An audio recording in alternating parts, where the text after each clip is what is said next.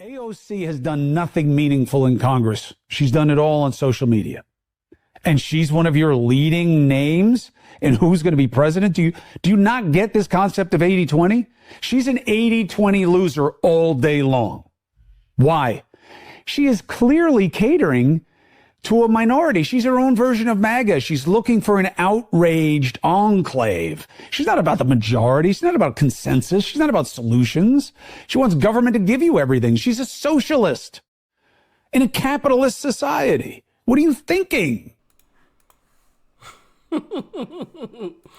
Yeah, Chris Cuomo basically laid that one out perfectly there. You know, when you have AOC as one of your potential leaders of your party, yeah, your party's pretty trash, to say the least, right? To say the least. But before we get into AOC and Bernie Sanders, because they recently did a town hall, I want to show you guys this clip of John Fetterman.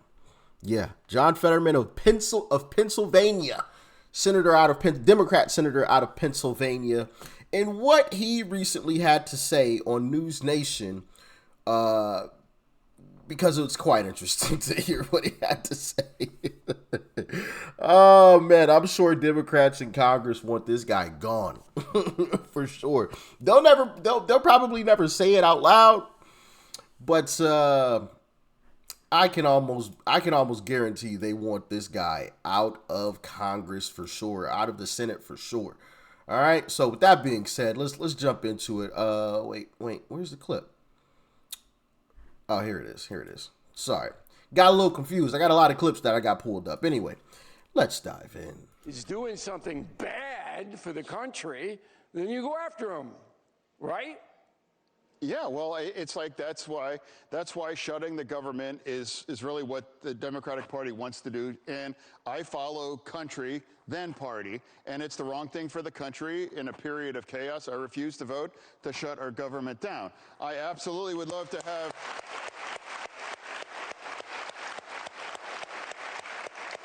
I would love to have a conversation about extending the tax credits for health care. Absolutely.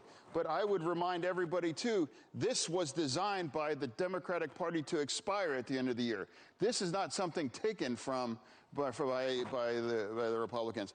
They were designed to expire. Now let's have a conversation to extend it and not shut our government down, and let's continue to have. Thune has already agreed to that. Well, I mean that. You know that. Well, for me, I do believe Leader Thune is an honorable man, Yeah. and I do believe he's not going to extend. lie.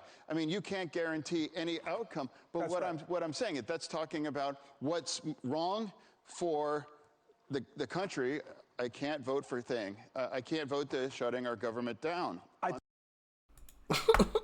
You heard it out of his own mouth. Shutting the government down is exactly what the Democrats wanted to do. That came out of his own mouth. Out of John Fetterman's own mouth. I love it. But if you listen to AOC and Bernie Sanders, that's not actually the case. Now, check out this clip from their town hall that they had. How do you think this shutdown reflects on Chuck Schumer's leadership? Well, I think it reflects more on Mike Johnson's leadership and President Trump's leadership. This is a leadership which said it's okay to give well, how do you feel? You tell me. Think it's a good idea to give $1 trillion in tax breaks to the richest people in the country and then make massive cuts to health care for working class people? I think Chuck Schumer has voted for continuing resolutions 13 times in the last 4 years, and he has the opportunity to vote for one again, but he's refusing to come to the table. Well, I think, look. How do you think...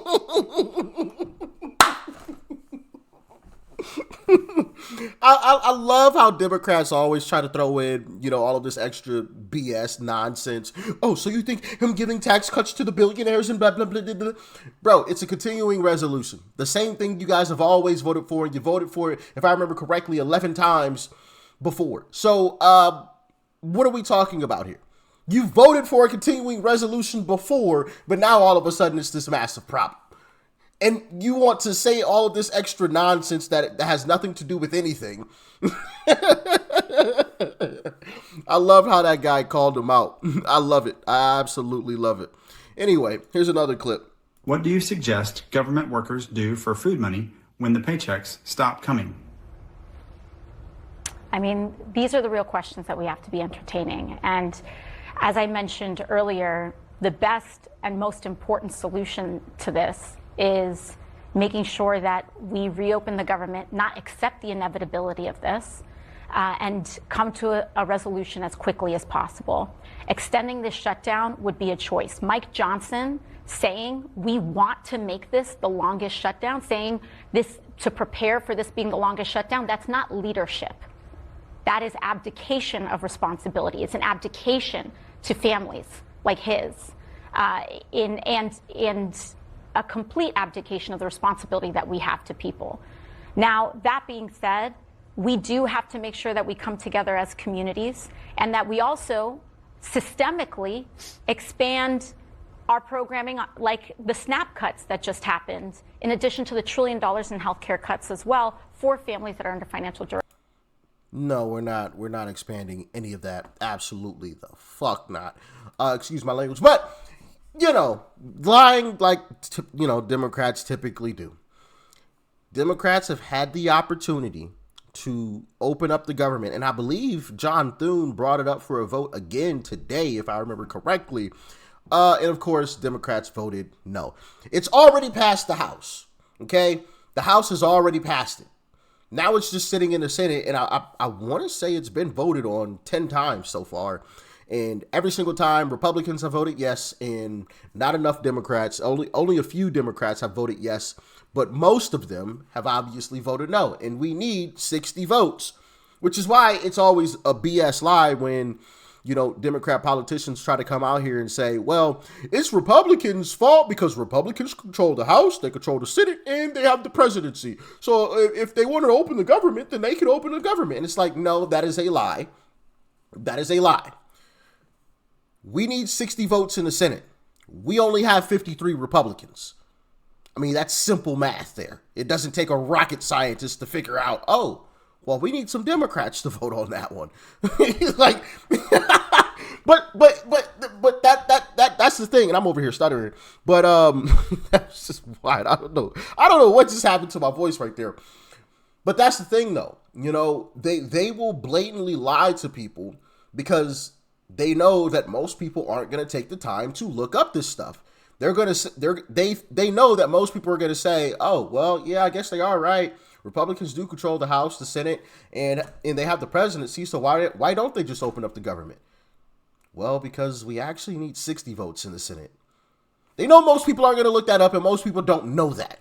So they sit there and say that, which also is another reason why the Democrat Party should never be in control for a very long time, because if you're willing to blatantly lie to people, like blatantly lie, like that's not even like a lie where, it would be hard to like disprove. Like that's a lie where like it's easy to disprove that. It's easy. It's quite simple. I mean, a quick Google search can tell you that. But they don't care. They don't care. They will get on television on mainstream media, and mainstream media will air it and not provide any type of pushback, right? They don't say anything, when a Democrat gets on TV and lies like that. But if a Republican did it, I guarantee you, oh, well, see, actually they need 60 votes and they only have 52 Democrats, so they're going to need some of you Republicans to vote for it. I guarantee you if a Republican got up there and lied, they would say something like that. But since it's a Democrat, they say absolutely nothing, which I find also quite interesting. But yeah, man, like I said, it goes to show that Democrat politicians are blatant liars. But here's AOC being confronted about the situation of her taking over Chuck Schumer's place. Take a listen to what she says and her body language when she's asked about it. And you let me know what you think. But are you saying that Senator Schumer should not be worried about a primary challenge from you? I mean, All right. no. Let me jump in on this one. This is what we're talking about. That's exactly what we're talking about. This is what we're talking about. You have a country that is falling apart. We had a housing crisis, a healthcare crisis, an education crisis, massive income and wealth inequality, a corrupt campaign finance system, and the media says, "Oh, you're going to run? What are you going to run for?" Nobody cares. So run more towards Nobody cares. It's the House Speaker and President Trump and the Vice President saying it. Right. Pardon? Well, of course, they're saying it to deflect attention away from the real issue. Exactly. And here, let me tell you what the real issue is. Let's see if CNN talks about it. We're living in the richest country in the history of the world, right? All right, you tell me why we're the only nation not to guarantee health care to all people, the only nation not to guarantee paid family and medical leave, why we have a $7.25. Because we're over $30 trillion in debt. See, it's stuff like this that just makes me angry. It makes me angry. We're the richest country in the world. Why don't we just give free health care to everybody? Because we're $30 trillion in debt. Are you...